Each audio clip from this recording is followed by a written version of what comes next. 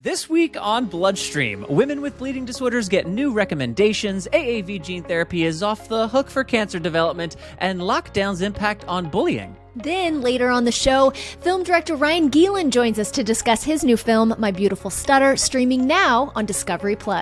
Because he realized everything that he had been hearing from Say about the worthiness of his voice, about how the way he spoke was beautiful, and it was the world around him that was broken and needed to be fixed. He realized in that moment that it was true. Hi all, I am your host, Patrick James Lynch. And I am your other host, Amy Board. Reminder that you can watch Amy and I on our Bloodstream Media YouTube channel. You can subscribe to Bloodstream on Apple Pods or Spotify. You can stream episodes from bloodstreammedia.com, and you can follow Bloodstream Media on Facebook, Twitter, and Instagram. Reminder that PJL and I are not doctors, so please remember to consult with healthcare professionals before making any treatment decisions. I'd be shocked if they really still needed us to clarify that we're not doctors at the beginning of the show. It seems as though it's rather obvious at this point. The script.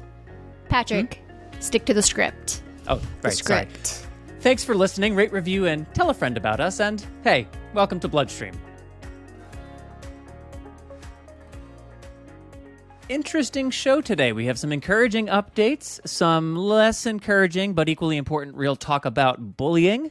Amy, we get to grill one of our favorite colleagues and coworkers and try to throw him off his game. I don't know about you. That's probably my number one goal for the interview, is just to throw Ryan off. Listen, I have to agree with you on that. I can't wait to throw Ryan off. Can't wait. What a friendly environment he's walking into. Before we get into the episode, Amy, just let's check in. Hi, good morning. How are you? Good morning. I'm well. How are you? Here we are, Bloodstream. I'm excited to be here. Yeah, me too. It is. We're recording this on World Health Day, April 7th, for the April 9th release. So good to be spending World Health Day with you, and good to be speaking to all of you listeners on the heels of World Health Day. Before we go further, I do want to remind you that today's episode of Bloodstream is made possible by our founding sponsor, Takeda. Takeda has committed to resources for the bleeding disorders community that you can find at bleedingdisorders.com. Resources for people affected by hemophilia, von Willebrand disease, inhibitors, and much more. You can find all of those resources as well as more on Takeda's commitment to our community by going to bleedingdisorders.com. Takeda is there to support you every mile of the journey. Amy, before we get into bullying and our personal experiences with it, there's 3 new news items that have come up while I was out, while we were doing our Bleeding Disorders Awareness Month stuff, and I just wanted to make sure we hit on these. Listeners may have already read about them or heard about them elsewhere, so I'll go through them kind of quick in just a few minutes. Absolutely. All right. Number 1, the first is in an article published in Science Magazine, which, hey, what a name for a magazine, huh? Talk about a broad umbrella. Hey, what do you guys want to call our magazine? Science. Oh, yeah? What part of science do you cover? All of it. Okay. So anyway, it's called Science Magazine. And the article is titled, Experimental Gene Therapy for Hemophilia Probably Did Not Cause Patient's Liver Tumor. You may recall toward the end of 2020, there was a story about someone developing a liver cancer while on a gene therapy clinical trial or involved in a program. Well, we have an update from this article. Quote, the company Unicure has concluded that the virus widely used in gene therapy was very unlikely to have caused liver cancer in a hemophilia patient in a clinical trial. The findings, quote, support the conclusion that an AAV integration event was not likely responsible for the liver tumor, says hemophilia gene therapy researcher Denise Sabatino of the Children's Hospital of Philadelphia. Quote, this is good news for the field, which it is. So the patient whose liver cancer put a hold to the Unicure clinical trial, not believed to have developed that cancer as a result of AAV gene therapy, gene transfer, another name for it, which, Amy, that is indeed good news. I agree. It's interesting how the previous news was kind of all over everywhere, and this news was like not as easy to find. Yeah. And actually that's a good point about like the thing that kind of gets our attention, the thing that has more of a stunning headline, like that makes the rounds. But then when there's a follow-up, a response, or something that's a little bit alleviating, it doesn't stir people the same way. It doesn't make the rounds in quite the same way. So I agree. So maybe listeners, you've heard about that, but maybe you haven't because it didn't circulate nearly as widely as the original story did. But that's a very important end of that story. The second update MASAC, the Medical and Scientific Advisory Council of the National Hemophilia Foundation, which you heard Dr. Glenn Pierce talk about on the March 24th episode of Bloodstream. Well, they have issued 3 new documents, all of which were updated by the NHF Board of Directors last month, that pertain to women affected by bleeding disorders, to pregnancy, and to von Willebrand disease. So I will quickly give you the headline of each of those 3 documents. Number 264 lays out a detailed recommendation for the diagnostic evaluation and management of girls and women presenting with symptoms of a bleeding disorder, including appropriate lab testing and additional considerations such as family history. It also recommends that females with bleeding disorders are provided access to the full complement of multidisciplinary services available at hemophilia treatment centers, including appropriate therapies, clinical management, genetic testing, and counseling. So that feels as though it goes a long way toward trying to establish equity for our blood sisters. Document number 265 includes recommendations for the diagnosis and the management of women with bleeding disorders during pregnancy, labor, and delivery. The document also addresses the critical postpartum period with specific treatment recommendations designed to both mitigate the risk of bleeding-related complications in women and to enable the early diagnosis of affected infants. Another excellent recommendation that I particularly appreciate these days. And lastly, number 266 is focused exclusively on the treatment of von Willebrand disease, the most common inherited bleeding disorder. It describes the current menu of therapies available to effectively treat individuals with VWD, including types 1, type 2A, 2B, 2M for Mary, 2N for Nancy, and 3. The document also provides a series of detailed considerations for both the prescription of VWD therapies and for assessing the patient responses to treatment to both ensure efficacy and to avoid complications. So 3 fantastic, and even in just that headline, thorough updates. And I think, Amy, correct me if I'm wrong, but we'll be discussing some of this a bit more on future episodes of our sister podcast, as it were, Flow. Correct.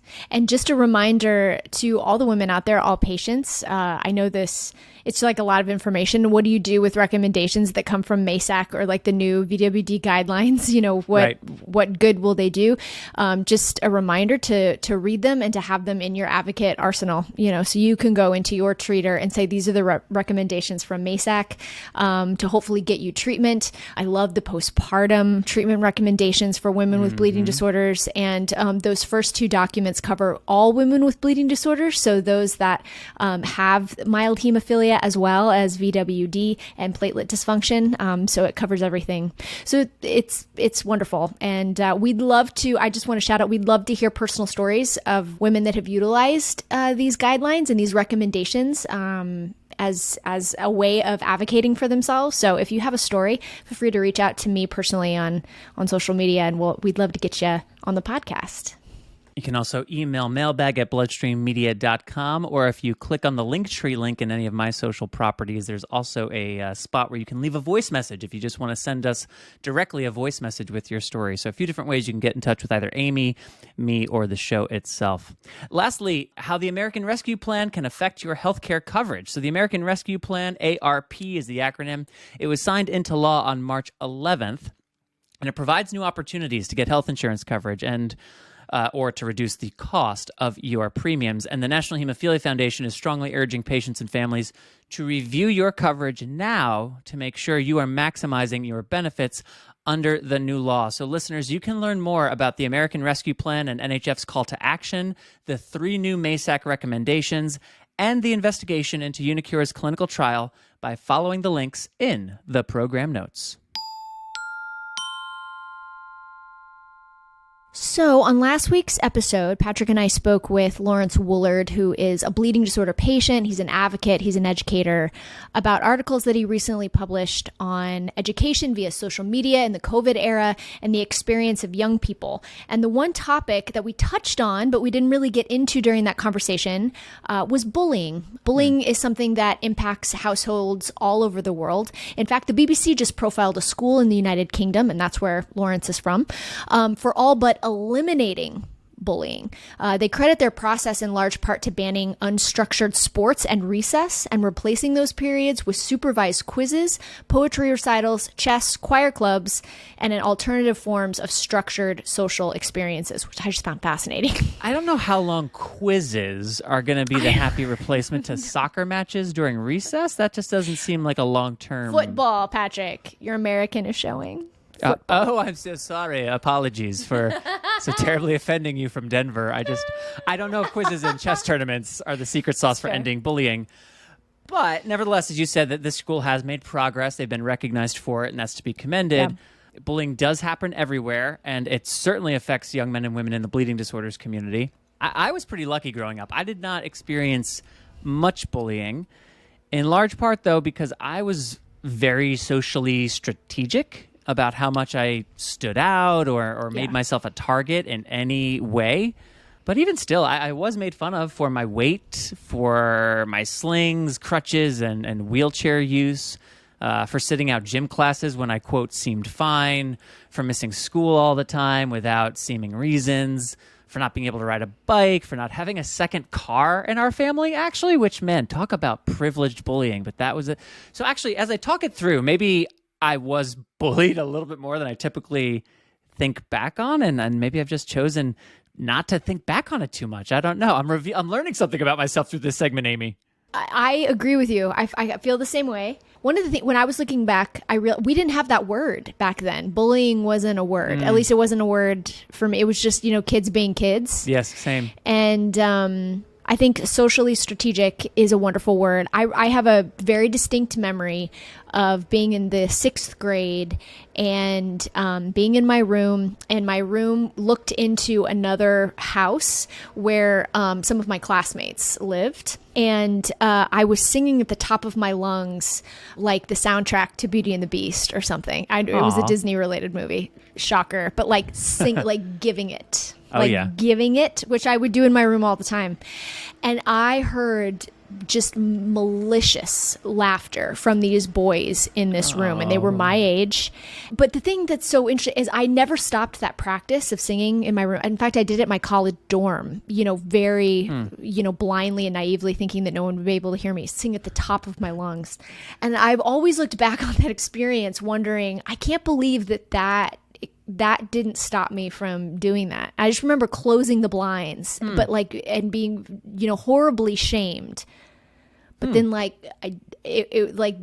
necessity to do it kept going. That's interesting. So, but that wasn't considered bullying. I had never clicked that was something. It was just like a thing that happened. Yeah, you're reminding me, I got shamed and embarrassed out of tap dancing classes because at some point, my mom was so desperate to find non-contact sports that I could get involved with. So, I was in swimming and chess club and painting and bowling. She was trying to get me away from basketball, anything to save the body. And I got into tap dance at some point, and it was good for my ankle. It was it was opening my ankles and making me keep them flexing. But at some point, some of the kids started making fun of me for being, one of the few boys in the tap class. And so I dropped out of that because I wouldn't say I was bullied, so to speak, in that case. But it was peers being cruel and leading me to make decisions I would have otherwise not made. So anyway, obviously, this is something that's been around, whatever vocabulary we've used for these experiences. This is something that isn't new and certainly isn't exclusive to our community. We'll talk with Ryan Gielen in a little bit about My Beautiful Stutter and about some of the experiences that children and people who stutter face and how that comes up in the film.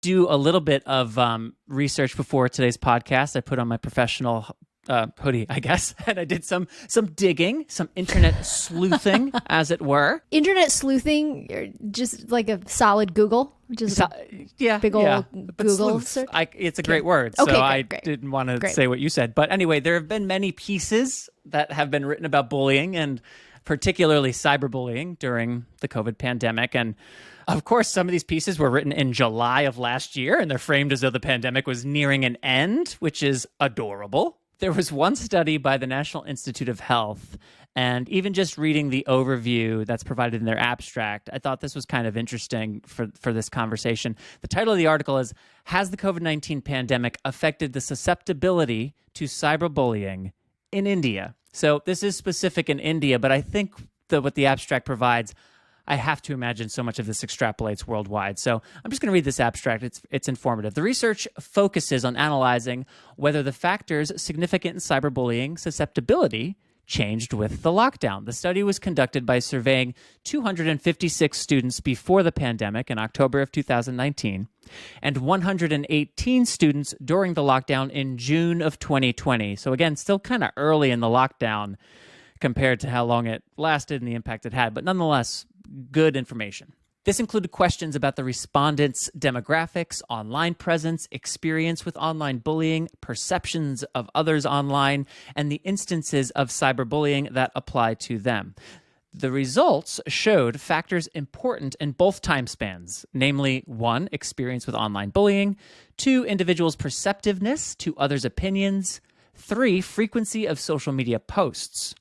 Additionally, in the period before lockdown, factors, namely 1, the tendency to interact with strangers online, 2, whether they've started a relationship online, 3, hours spent on social media, were found significant. Conversely, during the lockdown, additional distinct factors, namely 1, being opinionated on public platforms, 2, preference of Instagram, 3, preferred gaming platform, 4, number of games played, 5, sexual orientation, and 6, age were significant. With the changes in variables in the 2 time spans, we can conclude that the pandemic has affected our susceptibility to cyberbullying. So again, this study was run out of India. It was run a number of months ago. But I think hearing those specific factors and the shifts that have taken place in terms of factors that make you susceptible before lockdown and post-lockdown, it's indicative of something. What exactly, I do not know. But as I read it, it felt like it was something important to talk about, again, in the context of a conversation about bullying. I agree. And it's going to be great to go into our conversation with Ryan about My Beautiful Stutter and his experiences with those kids kind of out in the world. And then, to compare that to what it's like, on the internet, because it's a whole different thing. So it's a whole other ballgame. Yeah. So let's get to it. Let's welcome Ryan from My Beautiful Stutter, and we'll kind of talk about bullying in the stuttering world and much more. So that's next after this quick break. So Patrick and I are here with Ryan Gielen, director of My Beautiful Stutter and coworker, friend, executive producer, all the things. Ryan, hi, welcome to the podcast. Are you nervous? You feel a little nervous? So nervous. This is so official, and I'm a longtime listener. First time interviewee. Is that right? Have you not been on this before in this capacity? I've conducted interviews for the podcast, but I've never personally been interviewed because I just don't do that many interesting things. So this is big for me. I really appreciate it. Well, this feels interesting. I mean, you directed like a whole film. It's on Discovery Plus, which is incredible. So tell us a little bit about it. What is My Beautiful Stutter? Why or how did you come to work on the film, and where can people find it? That is all, that's it. That's like the entire interview into one question. So don't blow it. You know what I'm saying? Very efficient people. Brace yourself. I have a big answer to all those questions. So oh, Lord. I am not a person who stutters. Just like the work we do in Hemophilia, I think I've become an adopted member of this particular community. And I actually learned a tremendous amount from working in bleeding disorders that I was able to bring to this film. But I'll probably talk about that later. I think to your question about how I got involved, so my producer on this film is Michael Alden. He produced The King's Speech on Broadway and on the West End, the play version. And so he had become familiar with the Stuttering Association for the Young, or SAY, in New York City when he was promoting The King's Speech when it came to Broadway. And he was really bowled over by the work they do empowering young people who stutter because he, like me, had no idea that young people who stutter struggle in a psychosocial way with bullying, with feeling unheard, with feeling alone. He, like me, had lived most of his life either being very complacent, unaware, or in some cases rude and callous about engaging with people with a disfluency, whether it's stuttering or some other disfluency. So he had seen a couple short films that I had made and a very small feature film I had made called Turtle Hill, Brooklyn. He liked it, and he brought me to the 2014 Say Gala. And that was a night that changed my life. And I'll just paint a quick picture for you. So, like you see in the film, the Say Gala is this gorgeous, huge, 500 people dressed to the nines in this beautiful theater in New York City. Everybody comes in, the lights go down. There's a single spotlight on stage, and this little 8-year-old boy in his, little gray suit, little blue tie, his hair is like cut and gelled, and he's holding a piece of paper, kind of walks out in this single spotlight with 500 people, 500 adults dressed to the nines staring back at him. And he says, "Welcome to the 2014 Say Gala."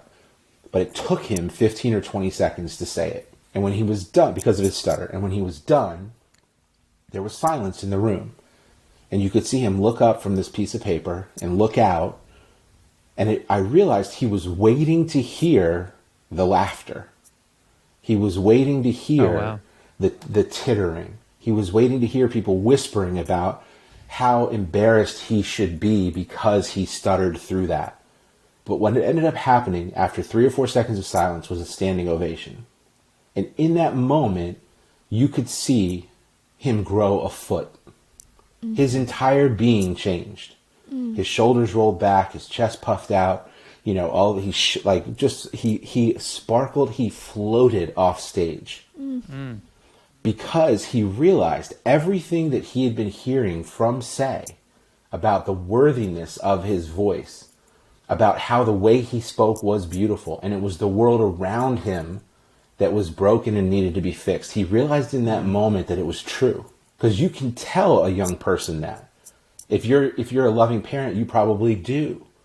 But until they experience it, until they experience something that changes their day-to-day engagement with the world, they're not going to believe that. But so that moment altered the course of his life. I'm convinced.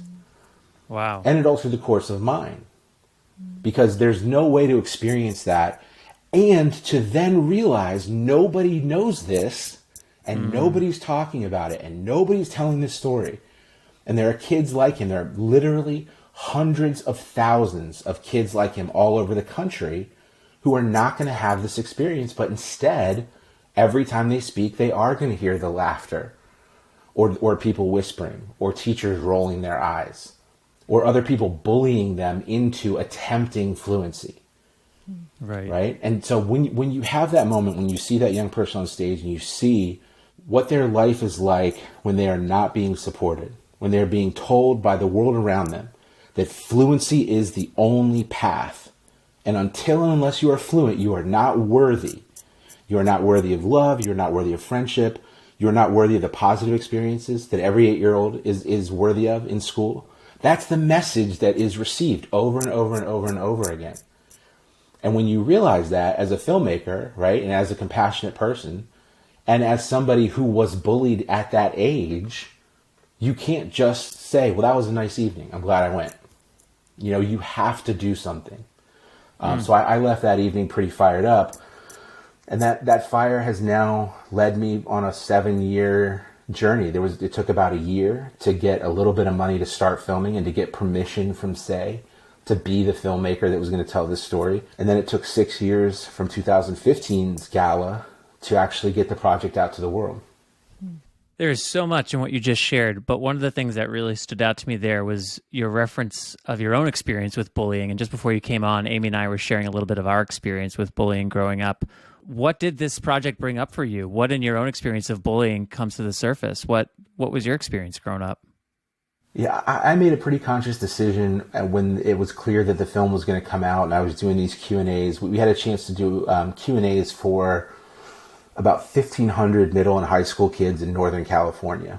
And in preparation for showing them the film and going up to do these talkbacks afterwards, I realized that a lot of these young people who are going to see the film could potentially think it's a good film, but it doesn't apply to me. Right? And I wanted to make it clear to them that the film is about realizing the inherent worth of every young person, regardless of things that make us quote unquote different, and not just about kids who stutter. Because I think it's very important that for every young person who sees the film, they walk away inspired to see differences as valuable as opposed to see differences as things to make fun of. Because I think that's how the world actually is going to change, right? Or could potentially change.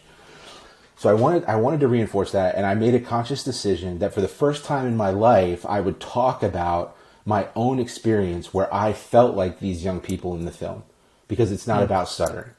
When I was between the ages of about 8 and 11 or 12, I was bullied for being fat. And I don't use that word. That word is not politically correct. That word's not appropriate. But I use it in this context because that's the word that was made to make me feel less than. That's the word that was used over and over and over again to make me feel unworthy of love and friendship and the joy that you should have in going to school and playing with other kids and learning, right? But that word was used to bully me.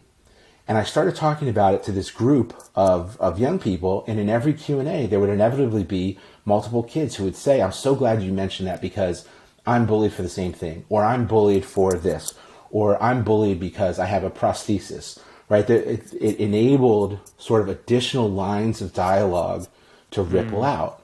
And I also mention it because it occurred to me through this process that I wasn't just making the film for the 8-year-old that I saw open the State Gala in 2014. I was also making it for 8-year-old me, right? And there are a lot of 8-year-old me's out there still. You know, I remember, so one of the things that comes up a lot in the film is that when young people who stutter are bullied or made to feel less than, and they go to their parents or they go to a speech language pathologist, what comes back to them is, okay, we're going to do everything we can to make you fluent. Right. And unfortunately, it comes from a place of love in a lot of cases, but the message that's received is, I'm glad you came, now we have a chance to fix you. And when you establish that dynamic, what you are telling that kid implicitly and sometimes explicitly is, until or unless you are fluent, you are broken. And the world around you is correct to make fun of you, right? And so that is a huge thing for speech language pathologists to reckon with, for parents to reckon with, and for kids who stutter to reckon with. And what I was able to recall and to really deal with for the first time in my adult life is, there was one time I was bullied so consistently that I went to the counselor at age 8 or 9 and I said, I can't take it anymore. I'm bullied for being fat. And her response to me was, have you tried eating more fruits and vegetables? Wow. And it's an exact parallel, from my point of view, to what these young people experience. The message was, that sucks, but you are broken. So let's try to fix you. Instead of, let's try to fix the world around you. And it occurred to me, I think the more I can talk about that, the more I can invite people into what might seem like a small film or a small world, right? So I talk about that as often as I can because I want to make sure parents hear and speech language pathologists hear a couple things when they hear about this film. I want to make sure they hear that even with the best intentions, you could be setting up the wrong dynamic for the kids you work with. Or you as a parent could be setting up the wrong dynamic for this kid who you would run through a brick wall for. You would give anything to help. But sometimes from places of love, you can still make things worse. And it's true for SLPs too. There's 200,000 SLPs working in the United States right now. And they work in school systems, they work in private practices, and they deal with a lot of disfluencies other than stuttering. But the challenge for them is often they want so badly to make things better for the young people they work with. And the training, this is the case less and less now as thinking evolves, but in general, the training is so focused on how do we fix these kids? And the reality is the kids need something different. They need that balanced with awareness that they are perfect and worthy as they are. As also a non-stuttering person, but someone who has hemophilia and thinks I have some life experiences that are relevant when speaking to people who stutter. Not all, but some. But I remember the first time I was on set for a shoot and interviewing people who stutter, I realized that I had never spoken to, at any length of significance, people who stutter, let alone interviewed them. And I have to admit, I found it kind of challenging at first. I realized in the moment, because I was not expecting it, I realized in the moment that I had to shift some of my expectations and my habits of interrupting or anticipating what someone was going to say, offering another way to frame something, as I was listening to people speak in a way that I was unaccustomed to. And I felt pretty insecure, to be perfectly honest, and just tried my best to be sensitive and kind of turn that part of myself on even before the filmmaker part of myself. Did you have any experiences like that when you were first starting on the project? I did, but I was lucky because, one of the central characters in the film is Taro Alexander, a person who stutters, who started Say because something like Say didn't exist, where young people from all over the country can come to camp or come to these New York City workshops. Now there's camps all over the country for Say. Like, Taro was my role model for how to engage with people who stutter, to show them the most respect possible. And Taro has this like beautiful Zen-like listening approach, and you can see it in the film. He locks on, and you can see his whole being is present and focused and participating with the exact individual that he is speaking with at any given time. And young people at Say really, really flock to that because they hardly receive that, or they don't receive that anywhere else. And after watching Taro work, being relaxed and behind the camera and being a fly on the wall, it kind of clicked. There is a way to show respect while asking questions and interjecting when appropriate, but to really maintain your distance in a way from what you are talking about, right? You ask your question, you wait till it's done, and then what happens is when young people especially who are used to Taro's approach, who are used to being heard, when they realize you are capable of that, they will signal when they are done speaking. They will signal to you. They will make sure that you hear the period at the end of their sentence. Their posture will change, their expression will change, and they will signal to you, thank you very much for that very respectful listening. Now is the time for your next question. And it's not explicit, but it is something that the more present you are, the more you will recognize. And it opened up a lot of wonderful dialogue. But watching Taro do that and the way he does it in the film, I think is just really, really powerful and a great model for anybody who, like you, wants to be more empathetic in conversations with people with dysfluency. One of the things I was so taken back by in the film was there was a young woman who mentioned how physically exhausting it is to live in the world and to stutter and to go to school. And when she comes home, she's just wiped. And I think her mother even mentioned it. It like took a minute for her to realize, oh, it's exhausting for her to be at school. And from your experience working with these kids, you filmed them, it seemed like at home and in some friend environments and then at camp. What was their demeanor at camp different from like their own home environment? Did you sense the exhaustion? Were they able to relax a little bit more? Talk to me a little bit about that. Yeah, there's a really powerful moment in the film and in the trailer when one young man who's been participating in Say's camp for years, he stands up at sort of the closing night bonfire and says, some people talk about they're going home and then they'll come back to camp, in a year, but this is my home. And I'm going away to camp for the next 50 weeks. And then at the end of that year, I'm going to come back here, I'm going to come back home. And I think that's very, very reflective of what most young people's experience is at Camp Say, because it is the place where when they show up, all of a sudden the world is completely inverse to what it is out in the real world. Every single person there stutters. Every single person there lets people have the space they need to speak. There's something that I try to paint. So I've done 225, almost 200, maybe 226 screenings of the film over the last 2 years. About 100, 110 of those were in person. The remainder were virtual. I've done Q&As after almost all of them. And probably 60 to 70% of the audience has been speech language pathologists and people who stutter, or family members of people who stutter. The SLPs ask all the time, and Amy, I promise this addresses what you're describing, right? It's like, what environment makes these young people feel at home, and how would you describe that environment? SLPs ask all the time, what advice would you give us? We've taken a lot from the film, but what advice would you give? You want to leave us with something. And I talk about a visual that has come to my mind quite a bit in just trying to understand the demeanor and the experience of a young person who stutters. And the visual is, let's say you have a comfortable, happy home life. Your parents give you the time you need to speak, and they're very supportive, or your parent or your guardian is super supportive. The moment you leave the front door to go to school, right? Literally the front door, you're going to have to get on the bus. You're going to have to deal with kids in the hall. You're going to have to deal with teachers, coaches, counselors, and get back on the bus, come home. From the time you leave the front door to the time you return through it, your armor is up. Yeah. You disconnect a little bit. You put your armor up and you say, I just have to get through this, and then I can come right back in this door at the end of the day and let my armor down. Just get through all that. If home is tough, that armor goes up the minute you wake up.